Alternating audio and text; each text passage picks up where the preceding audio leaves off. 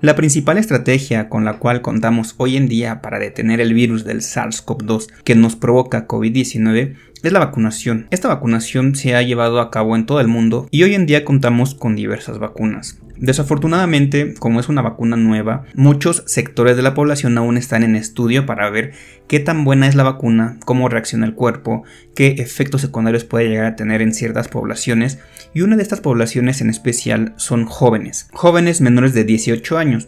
Todos sabemos que las vacunas han sido autorizadas en la mayor parte del mundo en personas mayores de 18 años. Desde hace un par de meses, en algunos países ya se ha autorizado la vacunación en personas a partir de los 12 años, y recientemente en México se ha publicado la Guía Estratégica para Vacunación contra el COVID-19 en adolescentes de 18 a 17 años de edad. Esta guía estratégica se publicó el 28 de septiembre del 2021 y va enfocada a cierta población en riesgo que comprende este periodo de edad, de 12 a 17 años de edad. En este video entonces te hablaré sobre esta guía técnica, sobre qué debes de saber al momento de vacunar a alguien de 12 a 17 años y de cuáles son las enfermedades que se consideran hasta cierto punto como factores de riesgo en esta población. Hola, soy Osvaldo Augusto y en este canal hablo sobre diversos temas relacionados con la salud. Si es tu primera vez por aquí, puedes suscribirte, dejar un comentario en la parte inferior, activar las notificaciones y contarnos qué opinas acerca de este tema. Como les iba diciendo, en diversas partes del mundo ya se cuenta con la autorización de la vacunación en este sector de la población, que son adolescentes de a partir de 12 años hasta 17 años. Y recientemente en México se publicó la guía estratégica que pueden estar viendo en este momento, en la cual indica cuáles son las personas que se van a beneficiar de la vacunación en adolescentes de 12 a 17 años con factores de riesgo. Previamente a esto hay que recordarles que la vacunación autorizada para este sector de la población es la vacuna de Pfizer, que hasta ahora ha sido la vacuna que se usa en los diferentes estudios para valorar la eficacia en este sector de la población. Y les recuerdo, esta guía aplica para México, no aplica tal vez para la mayoría de países, aunque las recomendaciones al final van a terminar siendo similares porque la vacuna que se está usando para valorar en esta población es Pfizer entre algunas otras. Si nos situamos en las condiciones específicas de esta guía, nos vamos a encontrar con 9 puntos. Estos 9 puntos son a grandes rasgos las condiciones por las cuales se puede considerar susceptible un adolescente de 12 a 17 años de edad y que son la población a la cual va encaminado esta vacunación. Vamos a hablar de los 9 puntos a grandes rasgos. Los puntos no van del más importante al menos importante, todos son relevantes pero quedan en ese orden porque así fueron puestos en la guía. En el punto número 1 estaríamos hablando de condiciones cardíacas. ¿Cuáles condiciones cardíacas? Serían 2, enfermedad cardíaca congénita o adquirida con datos de insuficiencia cardíaca e hipertensión arterial primaria o secundaria en tratamiento médico con antihipertensivos. Estos 2 puntos nos hablan de personas que tienen problemas a nivel cardíaco y que pueden considerarse hasta cierto punto susceptibles de tener un mayor riesgo de complicaciones del COVID. Si ustedes tienen un conocido, un familiar o un hijo con alguno de estas condiciones, sería bueno hacer el registro para aplicarse la vacunación y así disminuir el riesgo de tener una complicación al momento de infectarse del virus del COVID-19. Esto nuevamente les digo es importante porque disminuye el riesgo de complicaciones, no disminuye el riesgo de estar infectado. El riesgo de estar infectado va de la mano con las medidas de prevención que cada quien toma. Si nos situamos en el punto número 2, nos habla de enfermedad pulmonar crónica. ¿Qué tipo de enfermedad pulmonar crónica?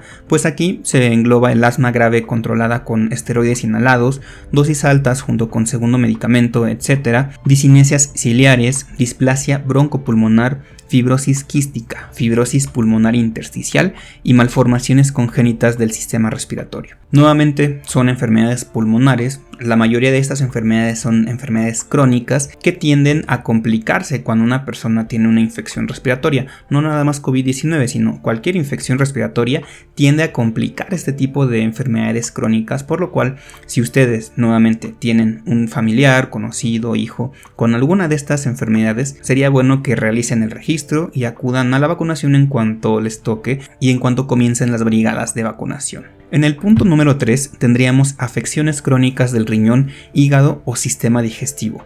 Dentro de estas tendríamos malformaciones congénitas del riñón, hígado o sistema digestivo, reflujo gastroesofágico, pacientes con gastrostomía, cirrosis, atresia biliar, hepatitis crónica e insuficiencia renal crónica grado 3 o superior. Este grupo de pacientes que tiene afecciones tanto hepáticas, renales y gastrointestinales también se encuentran en riesgo de tener una complicación al momento de estar infectados de COVID-19, sobre todo personas que tienen enfermedad renal crónica en estadios 3 en adelante. ¿Cómo van a saber esto? Pues lo mejor es acudir a revisión con un médico que valore su condición crónica y determine si es candidato el adolescente a recibir la vacunación, ya que si no cuenta con alguno de estos padecimientos, tal vez no se beneficie tanto de manera inicial de la vacunación. Todos en el mundo nos beneficiamos de ser vacunados, pero tal vez si no tiene alguno de estos problemas crónicos, podrían esperar hasta cierto punto a que se vacune toda la población en riesgo y después vacunar a los adolescentes que no cuenten con una situación como enfermedades crónicas. Nuevamente les repito, todos son candidatos a vacunación, todos los adolescentes de 12 a 17 años, pero tal vez en este grupo de pacientes de los cuales estamos hablando sea primordial darles la vacuna primero, ya que pueden estar en riesgo de desarrollar complicaciones mucho más severas al momento de estar infectados. En el punto número 4 nos hablan de enfermedad neurológica crónica. ¿Cuáles van a ser las enfermedades neurológicas crónicas? Pues sería neurodiscapacidad o enfermedad neuromuscular, trastornos congénitos que afectan al sistema nervioso, enfermedad hereditaria y degenerativa, discapacidades del aprendizaje múltiples, miastenia y enfermedades relacionadas, esclerosis múltiple y síndrome de Down. Nuevamente son enfermedades neurológicas discapacitantes, son personas que ya tienen el diagnóstico de estas enfermedades, no son personas que se encuentren con algún padecimiento neurológico como problemas musculares o algún otro malestar general.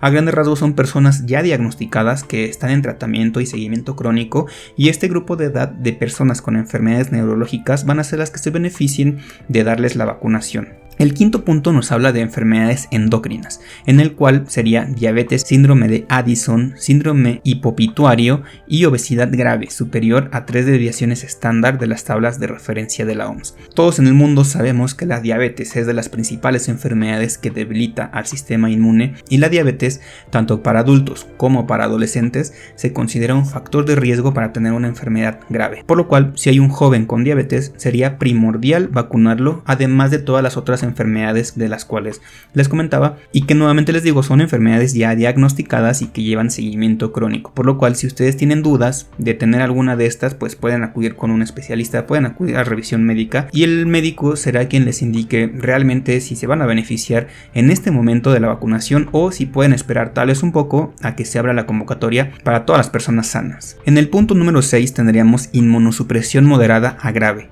y esta lista es demasiado grande. Podríamos destacar personas que estén en tratamiento activo para tumores sólidos como leucemias, linfomas, mielomas, receptores de trasplante de órganos sólidos, en lista de espera para trasplantes, algún tipo de inmunodeficiencia que son enfermedades todavía un poco más raras, o tratamiento activo con inmunosupresores como alguien que esté en tratamiento con corticosteroides o con algunos fármacos que disminuyen el sistema inmune, como bloqueadores del factor de necrosis tumoral alfa o diversos, enfermedades autoinmunes como lupus o algunas otras enfermedades como artritis reumatoide, infección por VIH o SIDA o infecciones por tuberculosis. Este grupo de edad también es primordial que se vacunen porque se pueden considerar hasta cierto punto población en riesgo de desarrollar enfermedades más graves. Y aquí haré un paréntesis brevemente. Ya se ha aprobado la vacunación en este grupo de personas en los cuales están con algún grado de inmunosupresión verdadera, porque a veces vamos al médico y nos dicen es que tienes las defensas bajas. Eso hasta cierto punto no es cierto. Cuando las defensas se bajan realmente es porque se tiene una enfermedad de las cuales vienen en este apartado. Muchas veces nos enfermamos de gripa, tos, una infección gastrointestinal o algún otro padecimiento general y nos dicen es que te enfermaste porque tienes las defensas bajas.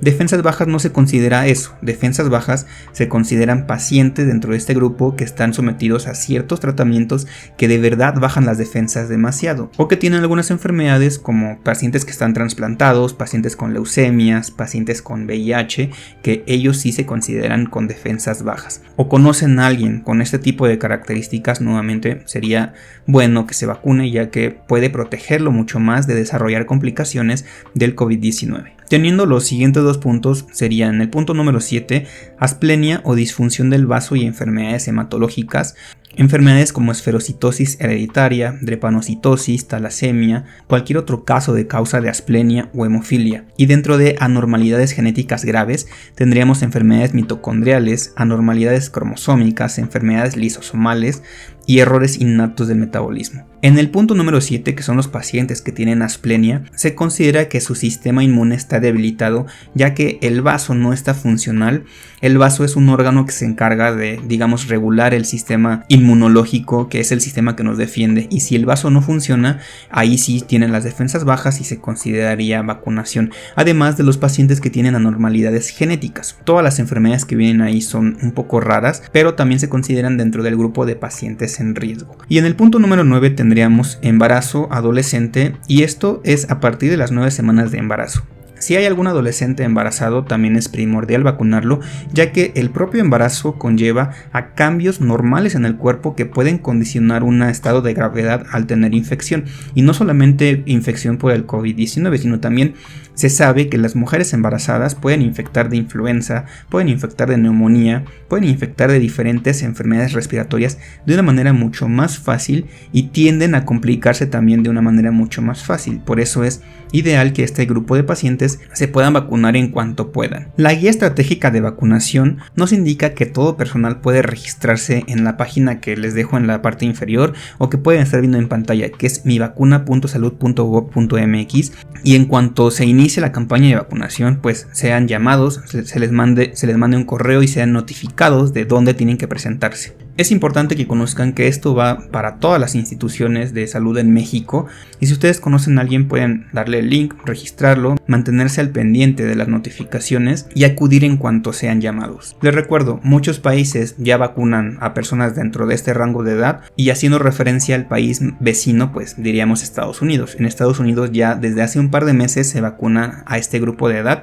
y les ha ido bastante bien, no han tenido ninguna complicación severa. Habitualmente tienen las complicaciones de cualquier vacuna, que es dolor en el sitio de aplicación, un poco de fiebre, malestar general, síntomas que pueden pasar en un par de días. Hasta este momento no se ha suspendido la vacunación en este rango de edad porque se considera seguro y se considera como una medida preventiva para poder en algún momento llegar a erradicar el coronavirus, o por lo menos llegar a controlarlo, para que podamos regresar a actividades cotidianas que muchas veces ya extrañamos. Espero que les haya servido el video. Si tienen algún comentario pueden dejarlo en la parte inferior, pueden suscribirse al canal, pueden ir a mis redes sociales. Espero que se mantengan excelentemente bien de salud y nos vemos en la próxima.